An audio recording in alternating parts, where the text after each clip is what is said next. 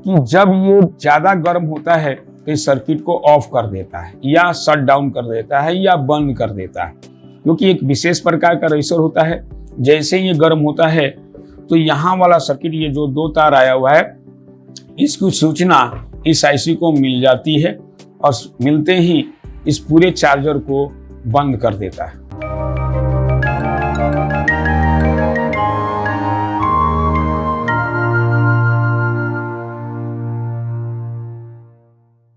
नमस्कार दोस्तों, मैं मोहम्मद कुद्दूस मल्टीटेक इंस्टीट्यूट में आपका बहुत बहुत स्वागत कर रहा हूं। दोस्तों, आज का एक इम्पोर्टेंट वीडियो है। आज का मेरा मेन टॉपिक है कि माइक्रोटेक चार्जर के अंदर कितने सेक्शन होते हैं, उनकी आइडेंटिफिकेशन क्या है, इसके बारे में हम जानेंगे। दोस्तों देखिए, मेरे पास एक माइक्रोटेक का चार्जर है जो आप देख रहे हैं कि माइक्रोटेक का ही ब्रांड है। अब इसके वीडियो काफ़ी कम हैं, तो इसलिए मैंने ये वीडियो आपके लिए बनाया है। इसमें कौन कौन से सेक्शन होते हैं, उसकी क्या पहचान है, इसके बारे में हम आज इस वीडियो में डिस्कस करने जा रहे हैं। दोस्तों तो सबसे पहले मैं इस कार्ड को खोलने जा रहा हूं और खोल करके फिर मैं आपको बताऊंगा कि इसमें कौन कौन से सेक्शन होते हैं। तो दोस्तों, सबसे पहले मैंने माइक्रोटेक का ये चार्जर को अनबॉक्सिंग कर चुका हूं। जैसे कि आप इसमें देख रहे हैं कि यहाँ पे माइक्रोटेक लिखा भी है।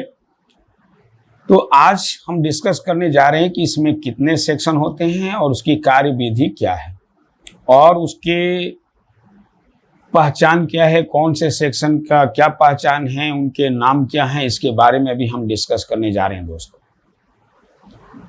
तो दोस्तों सबसे पहले तो मैं आपको बताना चाहूँगा कि ये आपको एसी लीड है। जैसा कि आप ये देख रहे हैं, ये एसी लीड है।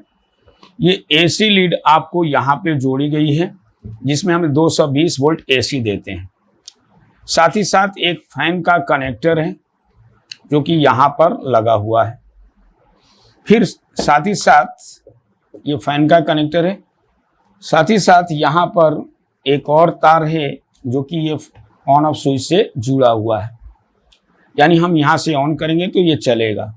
लेकिन सबसे पहले हम स्टार्ट करते हैं एसी से। जब हम यहाँ पर 220 वोल्ट एसी देते हैं तो ये कैसे काम करता है, एसी वाला पाथ के बारे में मैं आपको डिस्कस करने जा रहा हूँ। 220 वोल्ट एसी आया।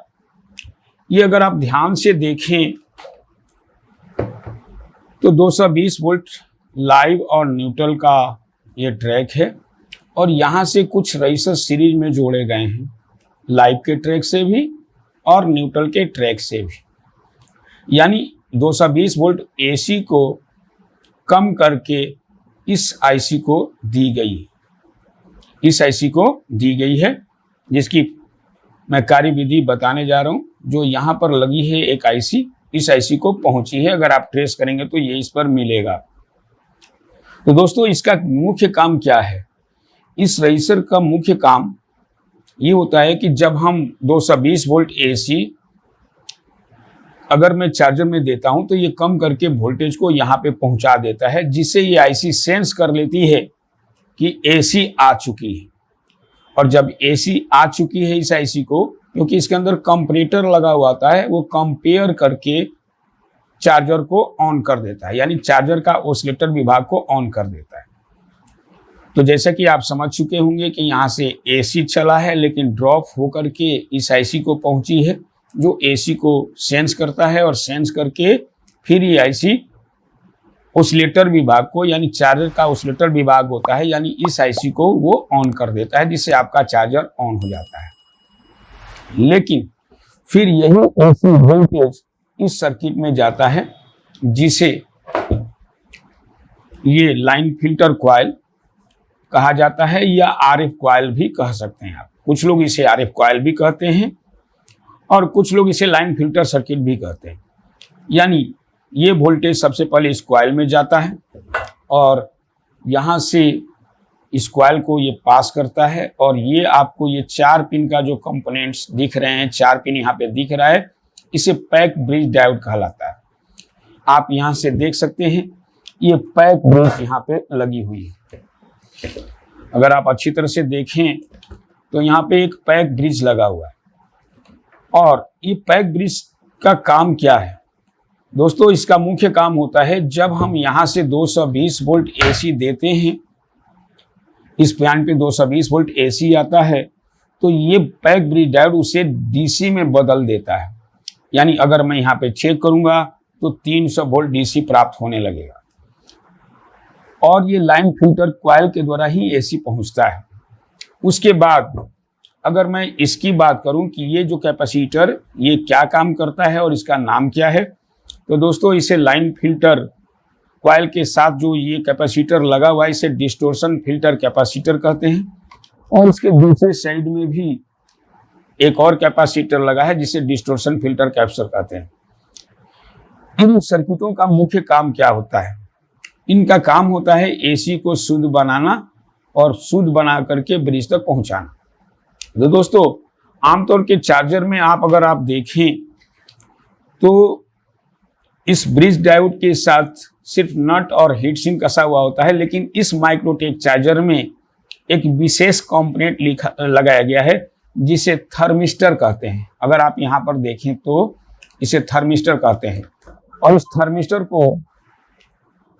को का काम ये होता है कि जब ये ज़्यादा गर्म होता है तो इस सर्किट को ऑफ कर देता है या शट डाउन कर देता है या बंद कर देता है, क्योंकि एक विशेष प्रकार का रेजिस्टर होता है। जैसे ही ये गर्म होता है तो यहाँ वाला सर्किट, ये जो 2 तार आया हुआ है, इसकी सूचना इस आईसी को मिल जाती है और मिलते ही इस पूरे चार्जर को बंद कर देता है। इसीलिए आपने देखा होगा कि कभी चार्जर ज़्यादा गर्म होता है, तो चार्जर जब ज़्यादा गर्म होता है तो ऑटोमेटिक क्या होता है, ऑफ हो जाता है। अब आते हैं ब्रिज के बाद, जैसा कि मैं आपको बता चुका हूं कि ये एसी से डीसी में कन्वर्ट होकर के अब ये वोल्टेज यहाँ पे पहुँचता है, जिसे एमएफसी यानी मेन फिल्टर कैपेसिटर कहते हैं। ब्रिज और ये कैपेसिटर मिल करके 300 वोल्ट डीसी में कन्वर्ट कर देता है दोस्तों। फिर ये 300 वोल्ट डीसी इनके जो ये स्विचिंग मॉसफेट लगे हुए हैं, इसको स्विचिंग मॉसफेट कहा जाता है। आप इधर से देख सकते हैं दोस्तों। अब यहाँ पे कई लोग कंफ्यूज सा हो जाते हैं, जैसे कि अगर आप इसको ध्यान से देखें, इसके अंदर में अगर ध्यान से देखें तो यहाँ पे 4 मॉसफेट दिखते हैं, 1, 2, 3 और 1, 4। तो दोस्तों मैं आपको बताना चाहूँगा कि जो आप इसे मॉसफेट मान रहे हैं, ये मॉसफेट नहीं है, ये एक पावर डायोड है। अक्सर लोग इसे पावर डायोड ना बोल के मॉसफेट बोलते हैं, तो लेकिन ये मॉसफेट नहीं, इसका नाम है पावर डायोड। और ये 3 मॉसफेट है, 1, दूसरा और 1 तीसरा, जिसकी पिनें आप इधर से देख पाएंगे। ये जो 3 मॉसफेट है, 1, ये दूसरा और ये तीसरा। लेकिन ये जो मॉसफेट जैसा चीज दिख रहा है, ये डायोड होता है, यानी पावर डायोड कह सकते हैं। तो ये वोल्टेज आपको इस पर भी मिलता है, फिर यहाँ से एक जंपर लग करके इस पर भी पहुँचाया जाता है, फिर यहाँ से भी ये वोल्टेज पहुँचता है। यानी इन तीनों मॉसफेट यहाँ पर मिल करके स्विचिंग का काम करते हैं। जब ये स्विचिंग होती है तभी यहाँ से आउटपुट होता है। तो दोस्तों अब मैं आपको बताना चाहूँगा कि ये स्विचिंग कैसे हो रही है। ये स्विचिंग के लिए सबसे पहले आपको मैं ये बताऊं कि ये गेट है, ये ड्रेन और ये सोर्स, फिर उसी तरह से गेट, ड्रेन और ये सोर्स, फिर उसी तरह से गेट, ड्रेन और सोर्स, ये 3 मॉसफेट। लेकिन सबसे पहले ये पल्स ये भेजता है इसके गेट पर। तो पल्स कौन से भेजता है, कौन सा सर्किट भेजता है, ये जानने के लिए अगर मैं इसको ट्रेस करूं तो ये एक छोटा सा ट्रांसफार्मर यहाँ पे लगा है, जिसे ड्राइवर ट्रांसफार्मर कहते हैं। ये ड्राइवर ट्रांसफार्मर को मैं उलट के दिखा रहा हूँ, आप ध्यान से देखिए।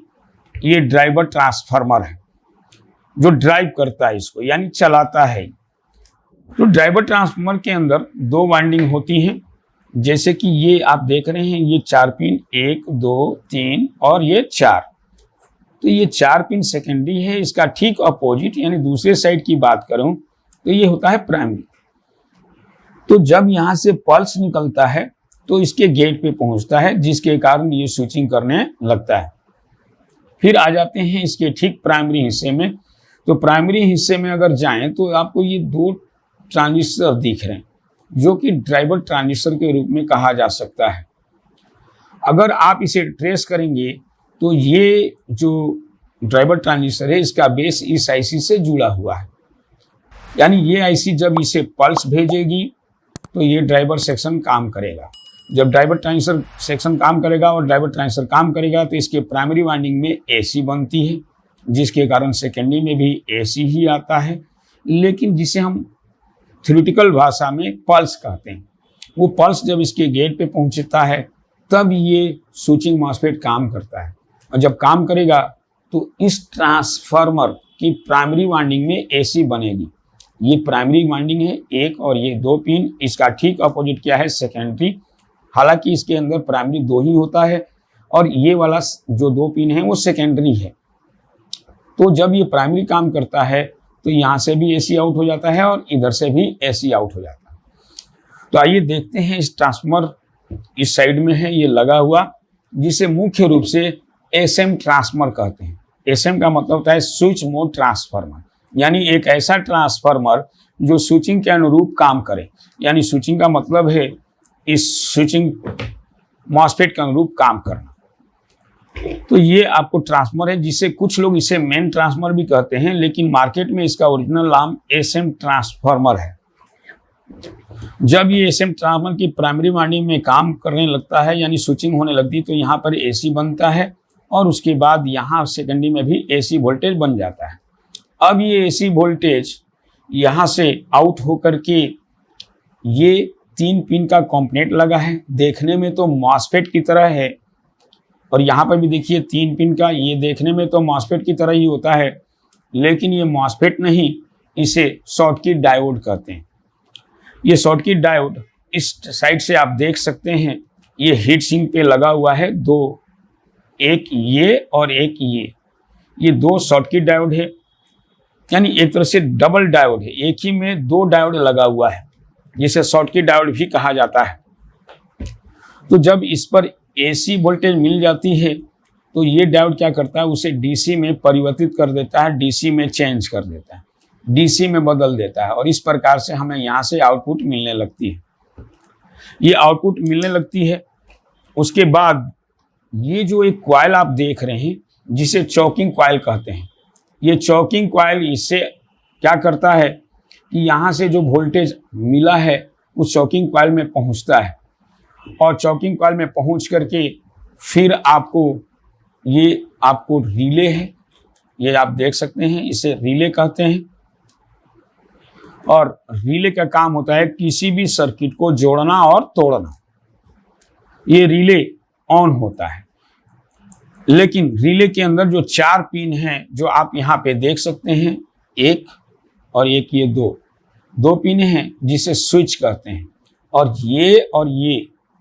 ये जो आप देख रहे हैं सामने सामने पिन, ये रिले का कॉइल है। तो जब रिले का कॉइल काम करेगा तभी ये स्विच जुड़ेगा, अदरवाइज ये जुड़ेगा ही नहीं। तो इसे काम कराने के लिए सबसे पहले हमें इसे वोल्टेज चाहिए। वोल्टेज कहाँ से मिलता है ये भी मैं आपको बता दूं।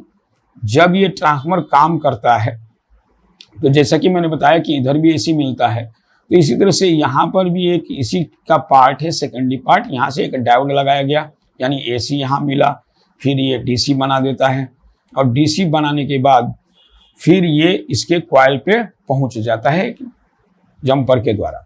इस कॉइल पे जैसे ही पहुँचता है तो यहाँ पे आपको लगभग 20-25 वोल्ट के आसपास होता है, और ये दूसरा सिरा है कॉइल का, ये पहला और ये दूसरा, यानी यहाँ से 20-22 वोल्ट मिलेगा, दूसरे सिरे पर भी 20-22 वोल्ट मिलेगा। लेकिन ध्यान रखिए कि कॉइल के दोनों सिरों पर अगर एक बराबर वोल्टेज मिला तो ये कॉइल काम नहीं करेगा, और जब कॉइल ही काम नहीं करेगा तो रिले का स्विच भी नहीं जुड़ेगा। उसे ऑपरेट करने के लिए आपको यहाँ पर ट्रांजिस्टर लगाया गया है, जिसे रिले ड्राइवर ट्रांजिस्टर कहते हैं। ये एरिया, ये रिले ड्राइवर ट्रांजिस्टर है। अगर आप इस बेस को ध्यान से ट्रेस करेंगे तो ये आपको लॉजिक कार्ड कनेक्टर पे पहुंचेगा। दोस्तों ये लॉजिक कार्ड है, जैसा कि आप देख रहे हैं कि ये लॉजिक कार्ड है, लॉजिक कार्ड पर पहुंचेगा अगर आप ट्रेस करेंगे तो। और लॉजिक कार्ड क्या करता है, उसे पल्स देता है, यानी सिग्नल्स देता है। तो इसके बेस पे ये सिग्नल पहुंच जाती है, जिससे ट्रांजिस्टर का बेस हाई हो जाता है, यानी यहाँ पे वोल्टेज मिल जाती है, और कलेक्टर विल बी लो, यानी कलेक्टर कम कर देता है वोल्टेज, जिससे इस दोनों कॉइल के बीच की जो वोल्टेज है वो अंतर हो जाता है, जिससे ये स्विच जुड़ जाती है आपस में। और जुड़ते ही ये वोल्टेज यहाँ से आउट करके, और आपको इस वायर पर अगर आप देखेंगे तो इस वायर पे ये वोल्टेज मिल जाएंगी प्लस वाले पर, और ये बैटरी में चला जाएगा। इस तरह से आपको चार्जिंग यूनिट काम करना चालू कर देता है दोस्त।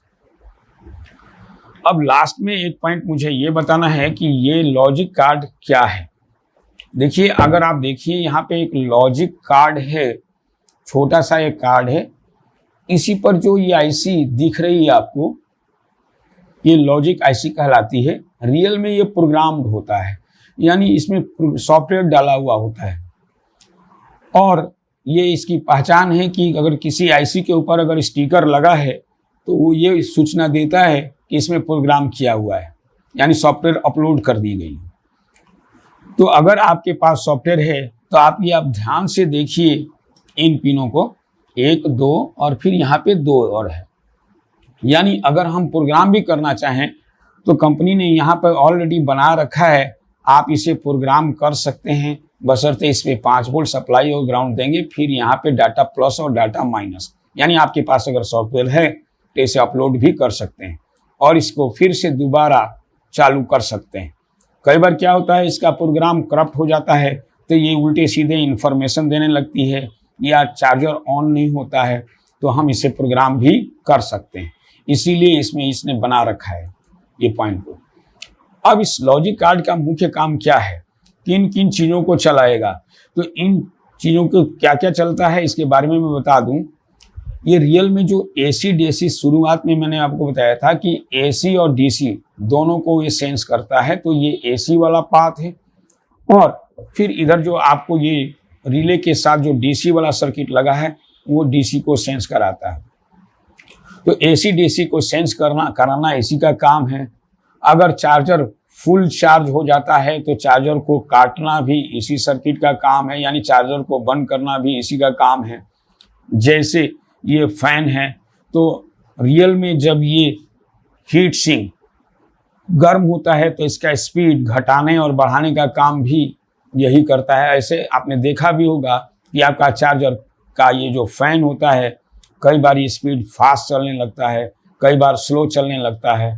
इसका मुख्य रीज़न ये होता है कि ये चार्जर अगर गर्म होता है किसी कारणवश तो फिर क्या होगा, इस फैन का स्पीड बढ़ जाएगी, और अगर ठंडा है तो इसका स्पीड कम होता है। यानी फैन को ऑपरेट करना भी इसका मेन काम है, रिले को भी चलाना इसका मेन काम है, और चार्जिंग स्टेटस को भी शो करना इसी लॉजिक कार्ड का काम है दोस्तों। और एक पॉइंट और मुझे बताना है, यहाँ पर अगर आप देखिए तो यहाँ पर एक 7805 आईसी लगी है। इस लॉजिक कार्ड को 5 वोल्ट की सप्लाई इसी आईसी के द्वारा पहुँचती है, और साथ ही साथ और भी 5 वोल्ट की सप्लाई पहुँचती है इस आईसी को। इस आईसी को भी 5 और 12 दोनों मिलते हैं। उसके बाद इसी आईसी के द्वारा प्राप्त होता है जो 7805 है।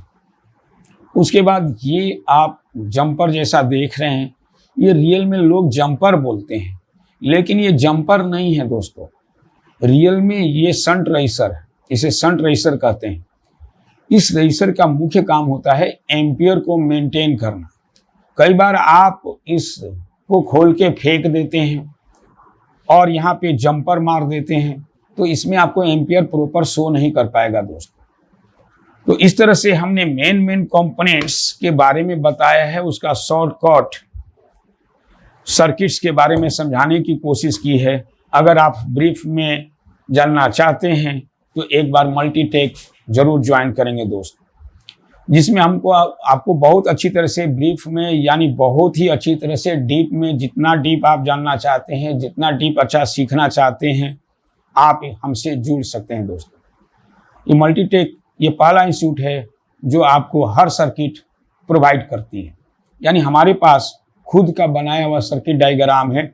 मैंने इसमें कड़ी मेहनत करके कुछ सर्किट डिजाइन किया है जो आपको प्रोवाइड किया जाएगा, लेकिन आप जब यहाँ आएंगे तभी मिल पाएगा दोस्तों। तो दोस्तों ये चार्जर का टॉपिक आपको कैसा लगा मुझे ज़रूर बताएंगे। थैंक यू वेरी मच दोस्तों।